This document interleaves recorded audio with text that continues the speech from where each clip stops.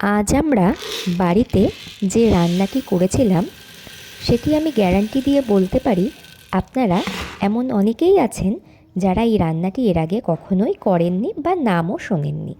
আশা করি ডালগুলো দেখে চিনতে পারছেন এটি কিসের ডাল। এটি কলাই ডাল। এই কলাই ডাল দিয়ে আজ রান্না করেছিলাম তড়কা। হ্যাঁ, আপনারা ঠিকই শুনছেন, কলাই ডালের তড়কা। তড়কা করার জন্য ডালগুলোকে ভালো করে ধুয়ে নিয়ে প্রেসারে 7টা সিটি দিয়ে নিচ্ছি। ডালগুলো যাতে ভালোভাবে সেদ্ধ হয়ে যায়। ডাল সেদ্ধ হয়ে যাওয়ার পর আমরা এই রান্নাটি করা শুরু করি। এর জন্য আমি নিয়েছিলাম রসুন কুচি, পেঁয়াজ কুচি, লঙ্কা কুচি, আদা কুচি, টমেটো কুচি আর ধনেপাতা কুচি।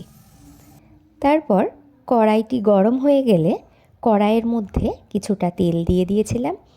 দিয়ে সবার প্রথমে আমরা তড়কায় দেওয়ার জন্য ডিমের ভুজিয়াটা রেডি করে নিয়েছিলাম। এখানে আমি 2টো ডিম দিয়েছিলাম, আপনারা চাইলে বেশি দিয়েও করতে পারেন। ডিমের ভুজিয়াটা করে নেওয়ার পর আমি ওই কড়াইয়ের মধ্যেই আরও পরিমাণ মতো তেল দিয়ে দিয়েছিলাম 2টো তেজপাতা ফোড়ন। তেজপাতা দিয়ে দেওয়ার পর দিয়েছিলাম কুচিয়ে রাখা পেঁয়াজ। পেঁয়াজ এখানে আপনারা আপনাদের পরিমাণ মতো দেবেন, যতটা ডাল ততটাই আন্দাজ মতো পেঁয়াজ। পেঁয়াজ দিয়ে 2 মিনিট নাড়াচাড়া করে তারপর দিয়ে দিয়েছিলাম রসুন কুচি। রসুন কুচি দিয়েও সেম আরও 2 মিনিট আমি ভেজে নিয়েছিলাম। তারপর দিয়ে দিয়েছিলাম এর মধ্যে গ্রেট করে রাখা আদা।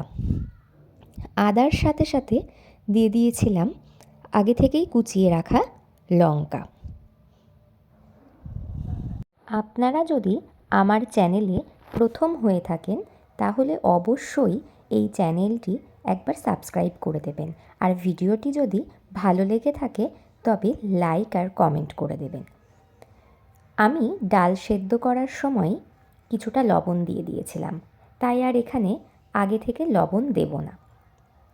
এগুলো ভালো করে ভাজা হয়ে গেলে তারপর দিয়ে দিয়েছিলাম কিছুটা হলুদ আর জিরের গুঁড়ো।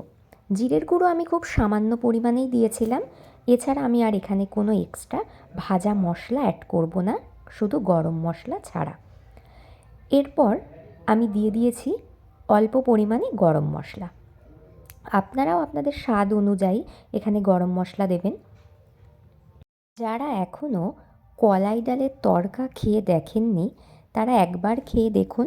আমি এইটুকু আপনাদের গ্যারান্টি দিয়ে বলতে পারি যে মুগ ডালের যে তড়কা আপনারা এতদিন খেয়ে এসেছেন সেই তড়কাকেও হার মানাবে এই কলাই ডালের তড়কা।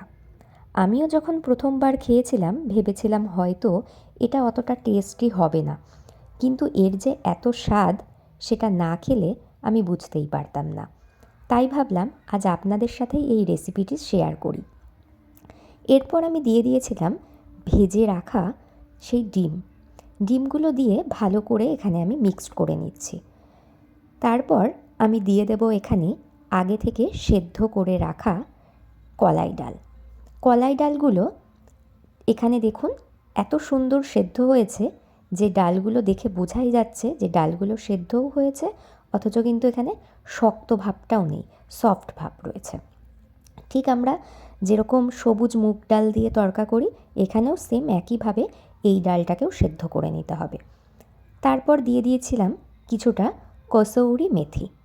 কসৌরি মেথি দিলে তড়কার স্বাদ আর গন্ধ দুটোই চেঞ্জ হয়ে যায়। তারপর দিয়ে দিয়েছিলাম কিছুটা ধনেপাতা কুচি।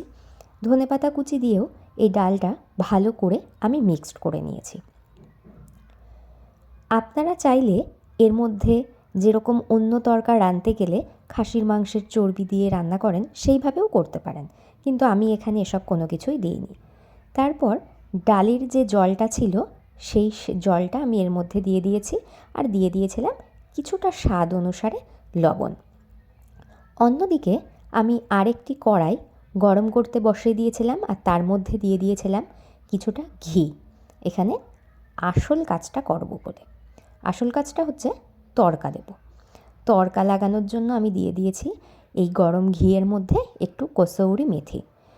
আপনারা চাইলে এখানে কালারের জন্য কাশ্মীরি লঙ্কার গুঁড়োর ব্যবহারও করতে পারেন। আমি এখানে এটা স্কিপ করে গেছি।